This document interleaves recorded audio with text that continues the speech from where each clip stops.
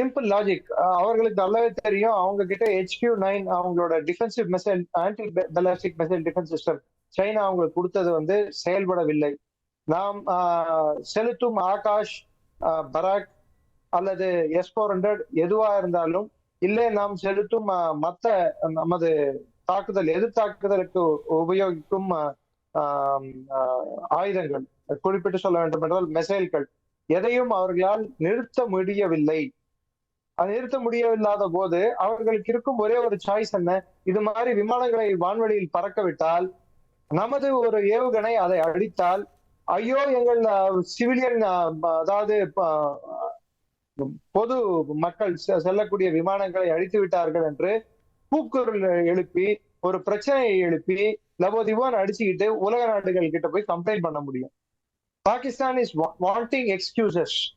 அவர்களுக்கு ஏதோ ஒரு இந்தியா மீது பழி போடுவதற்கு, இந்தியா மீது ஒரு இழிச்சொல் பேசுவதற்கு ஏதாவது ஒரு சந்தர்ப்பம் கிடைக்குமா என்று எதிர்பார்க்கிறார்கள். இது பாகிஸ்தானின் நவீன ஒரு டிஃபென்சிவ் மெக்கானிசமாக நாம் பார்க்க வேண்டும். அதாவது அவர்களை தற்காத்துக் கொள்ளும் ஒரு தந்திரமாக பார்க்க வேண்டும். இப்படி பண்ணா நம்ம தாக்க மாட்டோம்னு அவங்க நினைக்கிறாங்க. ஆனா எவ்வளவு மணி நேரத்துக்கு இந்த விமானங்களை வான்வெளியிலேயே பறந்து விட்டு கொண்டு இருப்பார்கள்?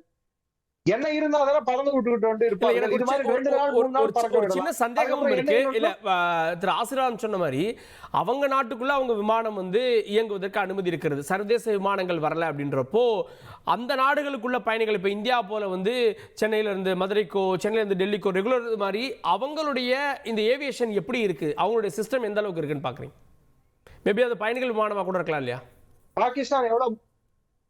பாகிஸ்தான் எவ்வளவு மோசமான நபர்கள் என்றால், கைதிகளாக வைத்திருக்கும், ஜெயிலில் வைத்திருக்கும் அந்த கைதிகளை கூட அந்த விமானத்தில் ஏற்றி விட்டு பறக்க விட்டு, நாளை நாம் அதை ஏதோ ஒரு நம்ம ஏவுகணை அதை அடித்தால், அது கீழே விழுந்து விட்டால் நாம் தான் செய்தோம், அவர்கள் மக்களை கொன்று விட்டோம் சொல்லக்கூடிய பிறப்பால் பொய் சொல்லும் குணம் கொண்ட நாடு பாகிஸ்தான்.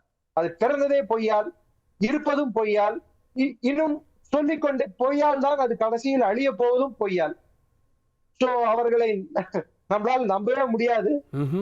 இது ஒரு தந்திரம், அவர்களின் டிஃபென்சிவ் மெக்கானிசமாக அவர்களை தற்காத்துக் கொள்ளும், நமது ஏவுகணைகளின் இருந்து அவர்கள் நகரங்களை தற்காத்துக் கொள்ளும் ஒரு தந்திரமாகத்தான் நான் பார்க்கிறேன். அதை எவ்வளவு நேரம் அவங்க பறக்க விடுவாங்க? ஒரு டைமுக்கு மேல பறக்க முடியாது இல்லையா? எங்கேயோ ஒரு இடத்துல லேண்ட் பண்ணி ஆகணுமே. அதை இப்ப 100க்கும் மேற்பட்ட ட்ரோன்கள் மூலமாக தாக்குதல் நடந்து வருவதாக பிரேக்கிங் பாக்குறோம். இப்ப ஒரே நேரத்தில் 100க்கும் மேல இரவு முழுவதும் எவ்வளவு டார்கெட்டா இருக்கும்?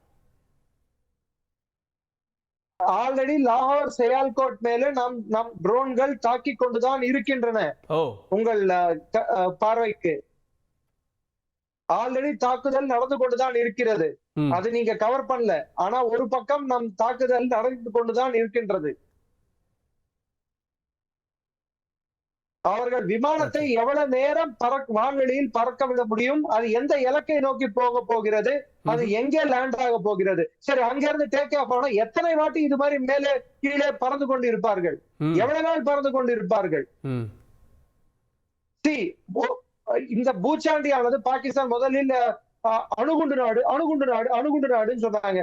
அணுகுண்டை அவர்கள் உபயோகித்தால் நம் செகண்ட் ஸ்ட்ரைக் கேபிலிட்டி என்னவென்று அவர்களுக்கும் தெரியும். இன்று நமது வலிமை சேட்டலைட் மூலம் நாம் நிஜமாகவே அவர்கள் அணுகுண்டு போடும் அந்த நிலை எட்டி விட்டார்களா என்று நம் சேட்டலைட் மூலமே கண்டுபிடிக்க முடியும். முதல்லயே அவர்களை தாக்க முடியும். சோ அவர்களின் டிஃபென்சிவ் மெக்கானிசம், தற்காத்துக் கொள்ளும் அவர்களின் தன்மை வெகுவாக குறைந்து கொண்டே வருகிறது. நாளுக்கு நாள் குறைந்து கொண்டே வருகிறது. அவர்களிடம் இருக்கும் எல்லா ஆயுதங்களும் பலனற்று போய்கொண்டிருக்கின்றன. கடைசியில் அவர்கள் இது மாதிரி பொதுமக்கள் உபயோகப்படுத்தும் விமானங்களை வான்வெளியில் பறக்கவிட்டால் அவர்கள் நகரங்களை காப்பாற்றிக் கொள்ளலாம் என்ற சூழ்நிலைக்கு இன்று பாகிஸ்தான் தள்ளப்பட்டுள்ளார்கள் என்றால், this is a last ditch effort பாகிஸ்தானோடது. இப்ப நம்ம பதில் தாக்குதல் சொன்னீங்க, நம்ம லாகூர் அட்டாக் பண்ணிட்டு இருக்கோம்னு சொன்னீங்க, நம்ம ஸ்டேடியத்துல அட்டாக் பண்ணிருக்க தகவல்கள் எல்லாம் பார்த்தோம். அது பற்றின இது இப்ப நம்ம என்ன மாதிரியான பண்ணிருக்கோம் சார்? நம்ம என்ன மாதிரியான தாக்குதலோட நம்மளோட ரேஞ்ச் என்ன? ஹரூப் இதுக்கு முன்னாடி நம்ம லாகூர் முந்தானேத்து அடிச்சோம் பாருங்க, அதே நேத்து காலையில அடிச்சோம் பாருங்க, அதே ட்ரோன்களை தான் நம்ம அடிக்க முடியும். கிட்டத்தட்ட பாகிஸ்தானோட எல்லா நகரங்களும் நம் ரேஞ்சில் தான் இருக்கின்றன. ஓகே, இப்போ அவங்க சொல்லட்டுங்களா? Yes please. இதுவரைக்கும் கான்டாக்ட்லெஸ் வாராகத்தான் இருக்கிறது. இந்த கான்டாக்ட்லெஸ் வாரின் அடுத்த கட்டம் சேஃபர் கட்டம். அதாவது நாம் எந்த விதமான பாதிப்பும் இல்லாமல் பாகிஸ்தானை நிலைகுலை செய்யும் ஒரு கட்டம் நாம் எட்டிவிட்டோம் என்றால், அந்த கட்டத்துக்கு நாம் சென்று விட்டோம் என்றால், அதை அரசாங்கம் தீர்மானித்திருந்தால் எதை தெரியுமா முதலில் தாக்குவார்கள்? கராச்சியை ட்ரோன் வச்சு தாக்குறது இல்ல, நமது பிரம்மோஸ் மிசைல்கள் மூலம் ஈஸியாக தாக்க முடியும். 500 கிலோமீட்டர் 400 கிலோமீட்டர் தொலைவில் இருந்தே நாம் தாக்க முடியும். பாகிஸ்தானின் எந்த கப்பலும் நமது கப்பல்களை எதுவும் செய்ய முடியாது. ஐஎன்எஸ் விக்ராந்த் இருக்கிறது எப்படி பாக்குறீங்க? INS Vikrant nearby Gujarat I think so அங்கதான் இருக்கு அப்படின்னு வந்திருக்கு தகவல்.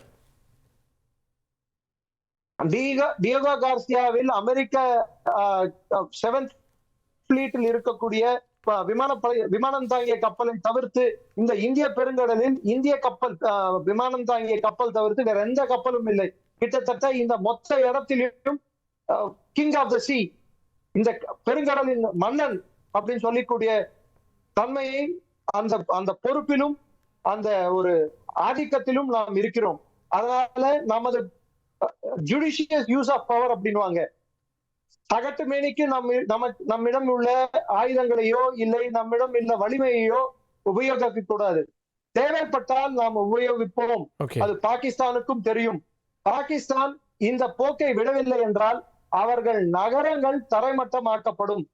குறிப்பாக சொல்ல வேண்டுமென்றால் அவர்கள் போர் புரியும் தன்மை, எண்ணெய் கிடங்குகள், ராணுவ கிடங்குகள், இன்ஃபர்மேஷன் சென்டர்கள், நெட்வொர்க் சென்டர்கள், கம்யூனிகேஷன் சென்டர்கள், இது எல்லாத்தையும் நாம் தகர்க்கக்கூடும். அதை தகர்த்து விட்டாலே பாகிஸ்தான் போர் புரியும் தன்மையை இழந்துவிடும். ஓகே, நன்றி டாக்டர் நிரஞ்சன். நிறைய பார்வைகளை முடிச்சிருங்க. ஒரே ஒரு பாயிண்ட் சொல்லிக்கிறேன். To degrade the enemy potential, எதிரியின் சண்டை போடும் தன்மையை குறைப்பதுதான் ஒரு போரின் தந்திரம். ஓகே, நாம் எப்பயுமே இன்னொரு எதிரியோட பலத்தை மோத விட மாட்டோம். அவன் எங்கே பலவீனமாக இருக்கிறானோ அங்கேதான் நம் பலத்தை செலுத்த வேண்டும். அதை தான் நம் அரசாங்கமும் அதை தான் ராணுவமும் விமானப்படையும் கப்பல் படையும் செய்வார்கள். பொறுத்திருந்து பார்ப்போம். ஓகே ஓகே, நன்றி டாக்டர் நிரஞ்சன், நன்றி ஆசீர்வாதமாச்சாரி. தொடர்ந்து இந்த முக்கிய செய்திகள் தொடரப்போகிறது. இன்றைய நாளும் இவ்வாறாக ட்ரோன் எல்லாம் பறக்க விட்டு நமக்கு எல்லை பகுதிகளில் ஷோ காட்ட போகிறாங்களா, அதையெல்லாம் நம்முடைய விமானங்களும் நம்முடைய ஏவுகணைகளும் நம்முடைய வான் பாதுகாப்பு அமைப்புகளும் தாக்கி அழித்து வருகின்றன. அந்த காட்சிகளும் வர இருக்கிறது. செய்திகளை உடனுக்குடன் தெரிந்து கொள்ள உடனே சப்ஸ்கிரைப் பண்ணுங்க.